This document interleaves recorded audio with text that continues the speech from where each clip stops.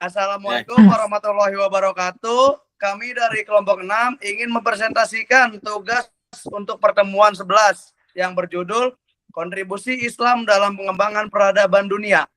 Di sini saya ingin perkenalkan diri. Nama saya Akmal Mulazuama dengan NIM 19241307. Perkenalkan, nama saya Kadafi Rizky Ryan dengan NIM 192411495. Perkenalkan, nama saya Rahmat Ferdiansyah dengan NIM saya 1924142. Perkenalkan, nama saya Rianto Suputri dengan NIM 19240853. Perkenalkan, nama saya Raffi Ahmad dengan NIM 19240473. Yang pertama, daftar isi. Sebelum kita masuk ke inti pembahasan, mari kita lihat sekilas topik-topik yang akan kita bahas hari ini. Kita mulai dari pertumbuhan dan perkembangan peradaban Islam. Kemudian menelusuri periode-periode sejarahnya. Selanjutnya, kita akan membahas dinasti besar Islam, Umayyah Abbasiyah, Umayyah Spanyol, dan Fatimiyah. Bagian akhir, kita akan menganalisis faktor kemajuan sekaligus faktor kemunduran peradaban Islam, serta bagaimana Islam bangkit kembali di era modern. Yang terakhir, kita akan membahas alur pembahasan yang dirancang agar kita bisa memahami sejarah Islam secara kronologis dan menyeluruh. Pertumbuhan peradaban Islam. Sejarah telah membuktikan bahwa kemajuan ilmu pengetahuan di dunia modern tidak terlepas dari peran Islam. Ini bukan klaim kosong, melainkan fakta sejarah yang telah diakui oleh para sejarawan Barat sendiri. Menurut sejarawan Gorgarton, ketika dunia Barat membutuhkan ilmu pengetahuan yang lebih dalam, yang mereka tuju pertama-tama bukan sumber Yunani, melainkan sumber Arab, atau yang biasa dijumpai yaitu Islam. Bayangkan kondisi Eropa sebelum Islam berkembang. Eropa berada dalam era kegelapan atau Dark Age, ilmu pengetahuan pendek, kesehatan buruk, dan kemiskinan merajalela. Kemudian datanglah transmisi ilmu dari dunia Islam yang mendorong munculnya zaman Renaissance atau pencerahan di Eropa. Islam menjadi jembatan yang menerangi kegelapan itu. Islam juga hadir di tengah masyarakat jahiliyah Arab, namun berhasil mengubah total tatanan sosial masyarakat yang keras dan primitif menjadi peradaban yang maju. Peradaban dan toleran. Ada 4 indikator utama kemajuan peradaban Islam. Yang pertama, peradaban perpustakaan dan lembaga keilmuan, serta Baitul Hikmah. Yang kedua, peninggalan karya intelektual Muslim. Yang ketiga, penemuan-penemuan besar. Dan yang terakhir, nilai-nilai kebudayaan Islam seperti salam, amanah, dan hus. Di sini lanjut periode sejarah Islam Harum Nasution. Yang pertama ada periode klasik adalah masa kemasan Islam yang berkembang luar biasa pesat, wilayah kekuasaannya meluas, ilmu pengetahuannya berkembang, dan peradaban Islam menjadi yang terdepan di dunia. Di sini antara 650 sampai 1250 tahun Masehi. Masa kemajuan Islam ada di 650 sampai 1000 Masehi, dan masa disintegrasi ada di 1000 sampai 1250 Masehi, dimulai dari Khulafaur Rasyidin dinasti Umayyah hingga Abbasiyah. Lalu di sini ada periode pertengahan, yaitu di antara 1250 sampai 1800 Masehi. Ini adalah 3 kerajaan besar. 3 kerajaan besar, Utsmani Turki, Safawi Persia, dan Mughal India. Disintegrasi politik semakin besar, perkembangan ilmu yang stagnan. Lalu yang terakhir ada periode modern 1800 Masehi hingga sekarang. Ini adalah periode di mana kebangkitan Islam. Umat Islam mulai sadar akan ketertinggalan dan melakukan gerakan pembaruan untuk mengembalikan kejayaan Islam. Nah, di sini masa kebangkitan Islam pembaruan oleh Muhammad Abduh, Jamaluddin Al-Afghani, Ahmad Khan, Ki Haji Ahmad Dahlan, dan Ki Hashim Asy'ari. Memahami pembagian periode ini penting karena setiap periode memiliki karakteristik, capaian, dan tantangan masing-masing yang membentuk Islam seperti yang kita kenal sekarang. Lanjut.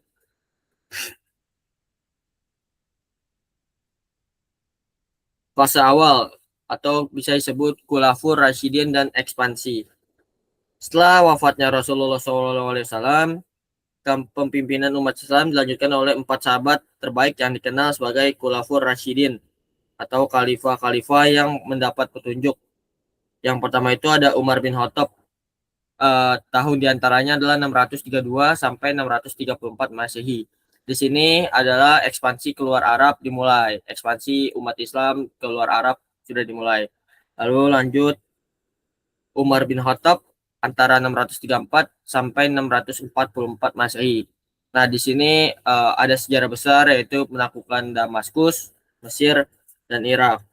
Hingga Persia ditaklukkan, Umar juga dikenal sebagai pemimpin yang sangat adil. Lalu yang ketiga ada Utsman bin Affan. Tahun diantaranya 644 sampai 656 Masehi. Di sini perluasan ke Palestina, Syria, dan Persia. Melanjutkan ekspansi dan berhasil membukukan Al-Quran secara resmi. Salah satu pencapaian paling monumental dalam sejarah Islam di zaman Utsman bin Affan. Yang keempat itu ada Ali bin Abi Thalib, yaitu tahun diantaranya 656 sampai 661 Masehi. Dan disinilah Islam mulai tersebar luaskan di luar Arab. Kekuasaan beralih ke dinasti Umayyah yang berpusat di Damaskus, yaitu dari tahun diantaranya 661 sampai 750 Masehi.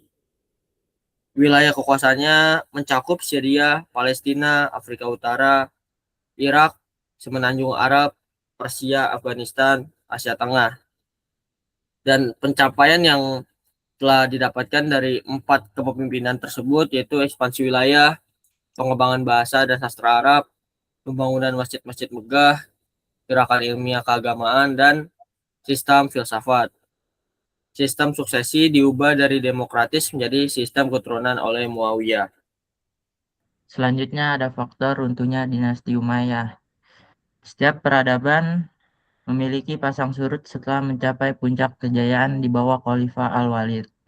Dinasti Umayyah perlahan mengalami keruntuhan yang disebabkan oleh perlawanan dari kelompok Khawarij yang tidak puas dengan kebijakan Umayyah yang terus merongrong kestabilan pemerintah dari dalam. Lalu pertentangan antar faksi juga meluas dari golongan Syiah, kelompok dari Mekah, hingga persaingan sengit antara suku Arab Utara dan Arab Selatan. Lalu ada faktor internal yang tak kalah melemahkan. Kehidupan mewah di lingkungan istana membuat generasi penerus khalifah menjadi lemah dan tidak siap memikul tanggung jawab kepemimpinan. Puncak keruntuhannya berada pada gerakan Abbasiyah di bawah pimpinan Abu Muslim Al-Khurasani berhasil menggulingkan dinasti Umayyah pada Agustus 750 Masehi. Khalifah terakhir Marwan II terbunuh di Mesir. Satu-satunya yang berhasil lolos adalah Abdurrahman, cucu Khalifah Hisham. Ia melarikan diri ke Spanyol dan mendirikan dinasti Umayyah baru yang berpusat di Cordoba, yang akan menjadi salah satu pusat peradaban Islam paling gemilang. Lanjut.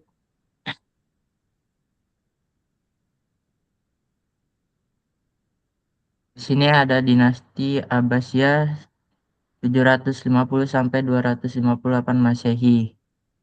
Dinasti yang membawa Islam ke puncak kejayaan tertingginya.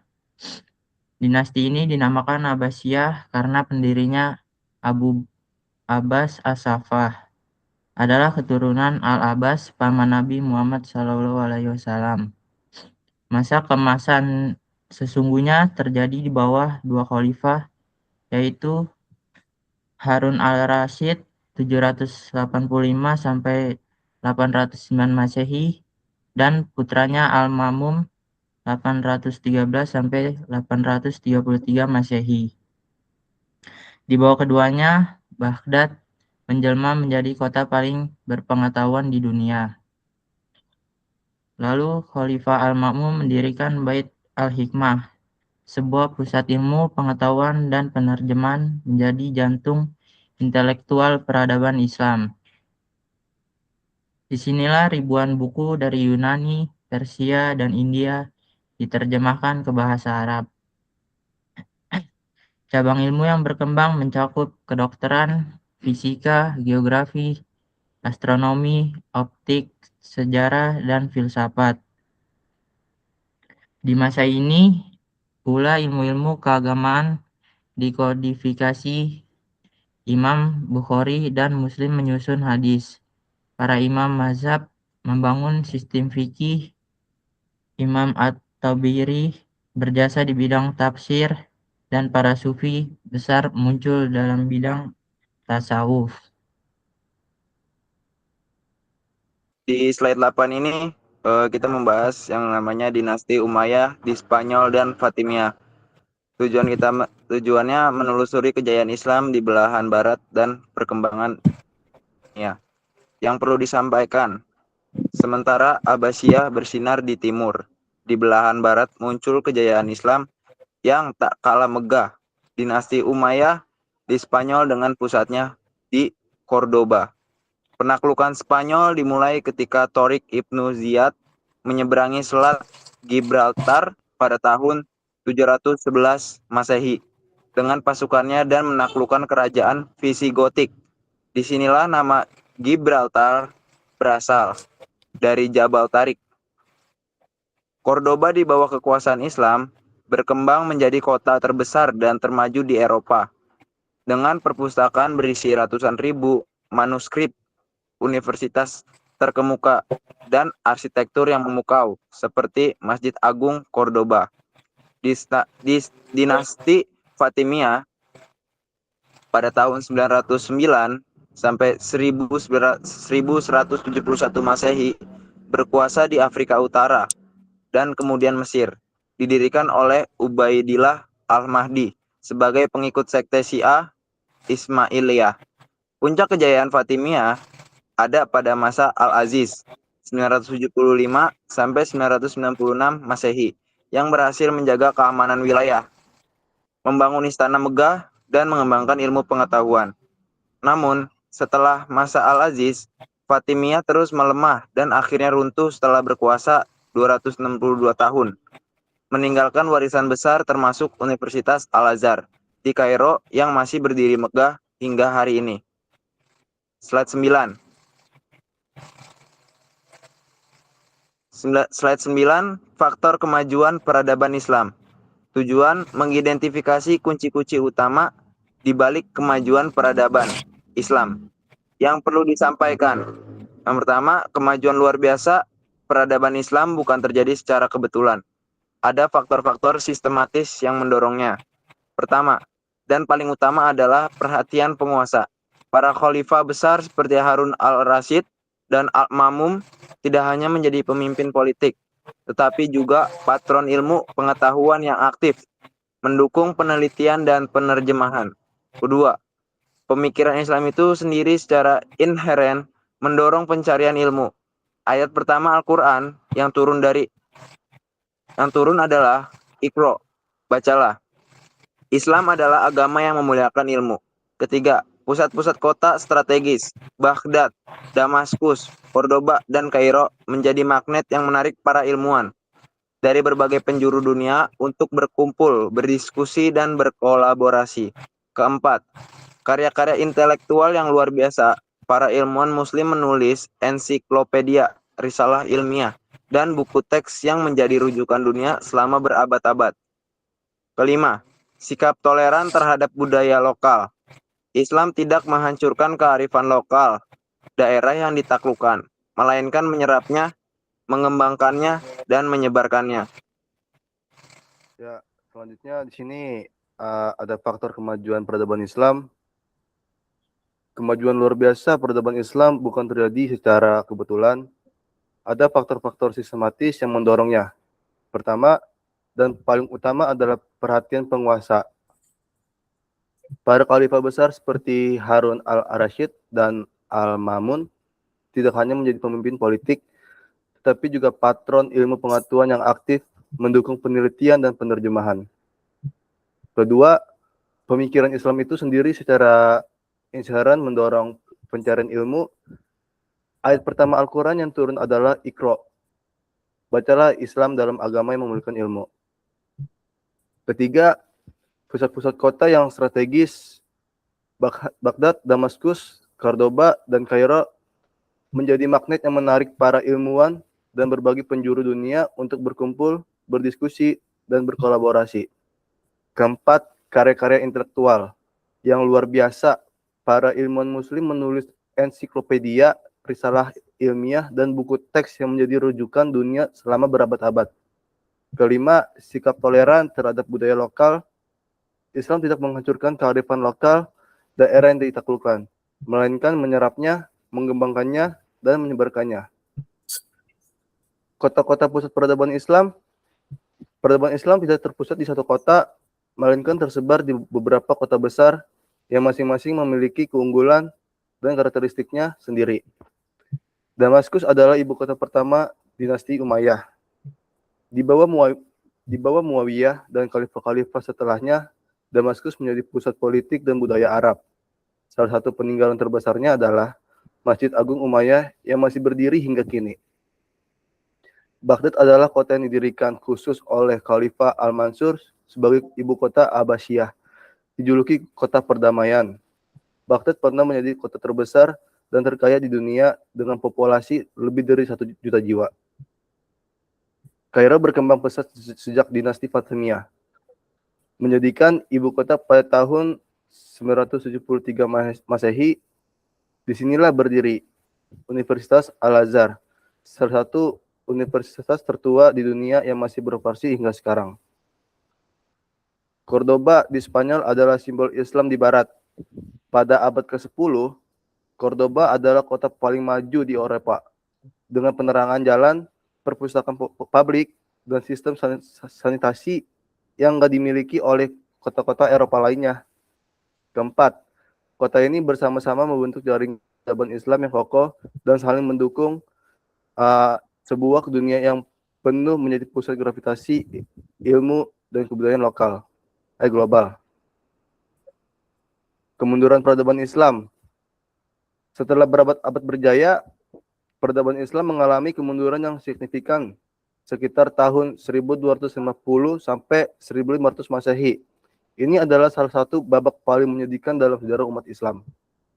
Dunia Islam saat ini memiliki wilayah mencapai 31,8 juta kilometer atau 25% dari seluruh luas dunia, dari Indonesia Timur hingga Senegal di barat, dengan lebih dari 1,3 miliar umat Islam. Namun, kuantitas yang besar ini gak diimbangi kualitas. Ada 9 faktor kelemahan yang diidentifikasikan, mulai dari kurangnya penghayatan akidah, lemahnya penegakan hukum Allah, tidak optimalnya amar ma'ruf nahi mungkar, hingga perpecahan dan pertikaian internal. Faktor eksternal juga berperan, pengaruh pemikiran barat yang merusak dan upaya keras pihak non-Islam untuk melemahkan umat Islam. Secara garis besar, kemunduran terjadi karena 2 hal utama: kurangnya perhatian terhadap pelaksanaan ajaran agama, dan dominasi negara-negara barat dalam bidang politik dan peradaban. Penting untuk kita renungkan apa yang bisa kita pelajari dari sejarah ini agar kita nggak mengulangi kesalahan yang sama. Di sini krisis bidang pendidikan dan ilmu pengetahuan.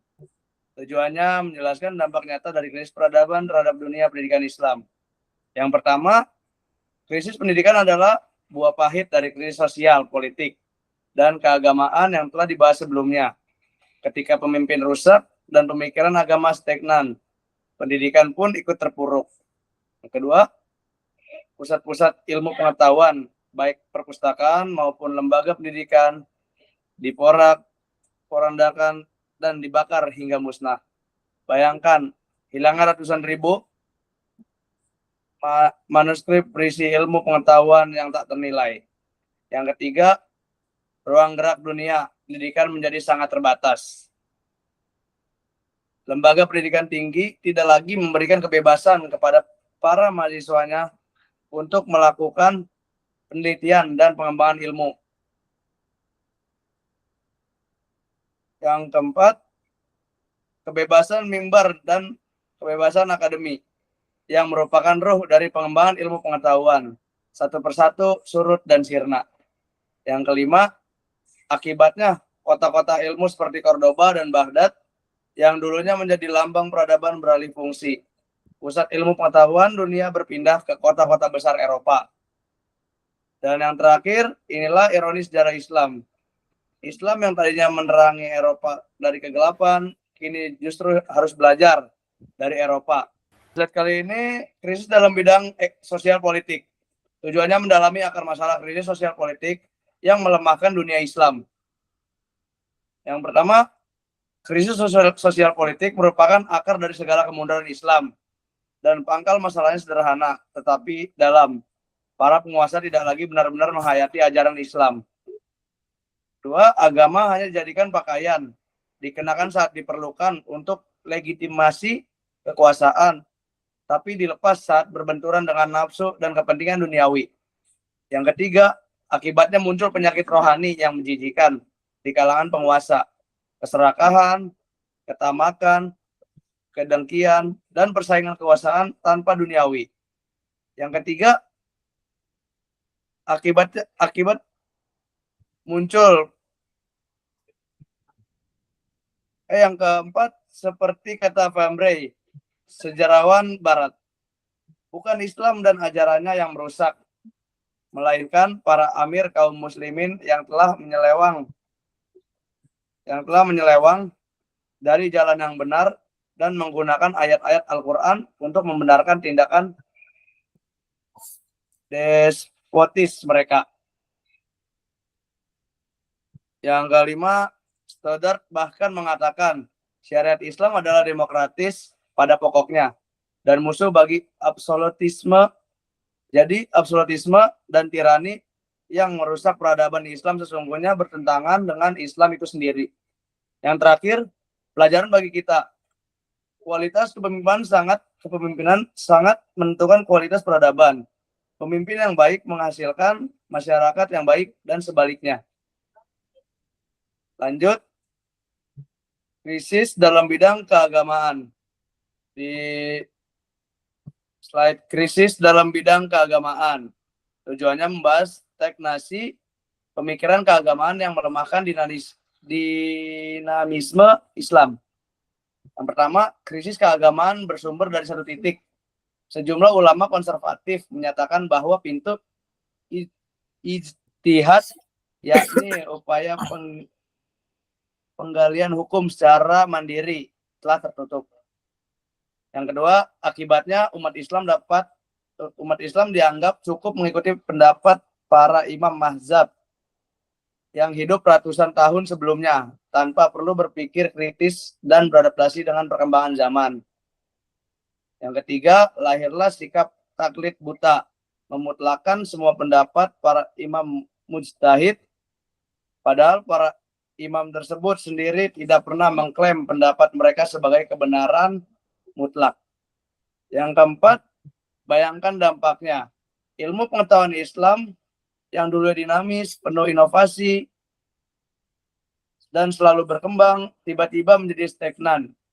Para ulama yang kompeten tidak lagi bermunculan.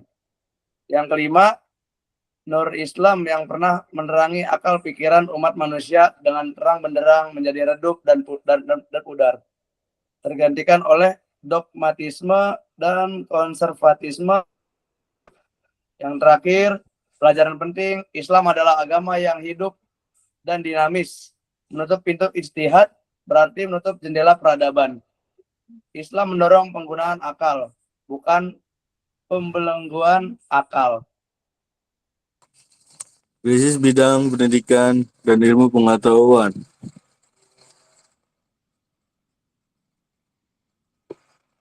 Krisis pendidikan merupakan akibat langsung dari krisis sosial politik dan keagamaan yang terjadi sebelumnya.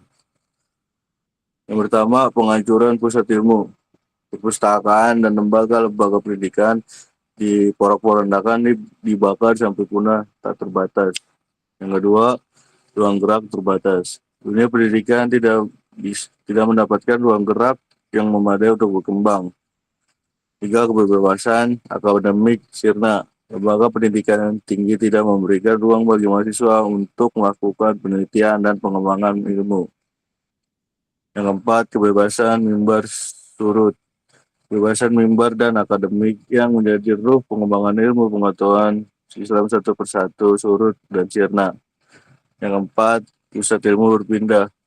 Cordoba dan Baghdad yang menjadi pusat peradaban dan ilmu pengetahuan beralih ke kota-kota besar Eropa. 6. Kiblat pengetahuan berubah. Pola perubahan kiblat pengetahuan dari peradaban Yunani menjadi berkiblat kepada peradaban Barat. Next.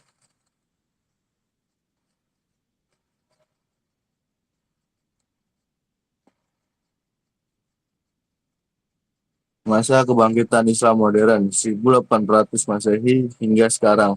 Sejumlah tokoh Islam merupakan pembaruan pemikiran atau modernisasi untuk mengembalikan kejayaan Islam di Mesir.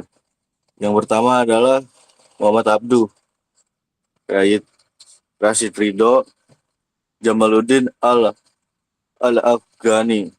Di India ada Sir Syahid Ahmad Khan, dan di Indonesia ada Kiai Haji Ahmad Dahlan dan Kiai Haji Ahmad Asy'ari.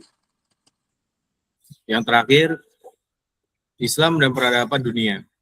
Kita sampai di penghujung pertemuan ke-11 ini, sebuah perjalanan intelektual yang semoga membuka mata dan hati kita tentang betapa agungnya kontribusi Islam bagi peradaban manusia. Ingatlah kutipan yang ada di slide penutup ini, sejarah telah membuktikan bahwa kemajuan ilmu pengetahuan di dunia modern bermula dari dunia Islam.